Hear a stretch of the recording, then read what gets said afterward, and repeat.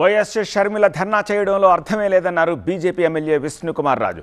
YS వివేకానందరెడ్డిని హత్య చేసిన నిందితులను పట్టుకోవాలని ఆమె ధర్నా చేసి ఉంటే బాగుంటుందని ఆయన హితవు పలికారు.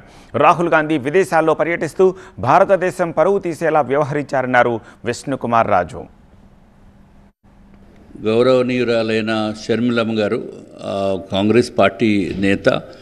ఆవిడ ఇక్కడ విజయవాడలో ధర్నా చేస్తున్నారని తెలిసింది. ధర్నా ఎవరిపైన చేస్తారు? ధర్నా మీరు చేస్తే జగన్మోహన్ రెడ్డి గారి పైన మీ బాబాయ్ గారిని ఎవరైతే హత్య చేశారో, హత్య వెనుక ఎవరెవరు ఉన్నారో వాళ్ళని తొందరగా పట్టుకోండి అని చెప్పి మీరు ధర్నా చేస్తే బాగుంటుంది. కానీ ఏదో రాహుల్ గాంధీ గారు ఇతర దేశాలకు వెళ్ళి వారు భారతీయులపైన చులకన భావన వచ్చేటట్టు చేసిన వ్యాఖ్యలపైన ధర్నా చేయటం అనేది ఇది సరైన పద్ధతి కాదు.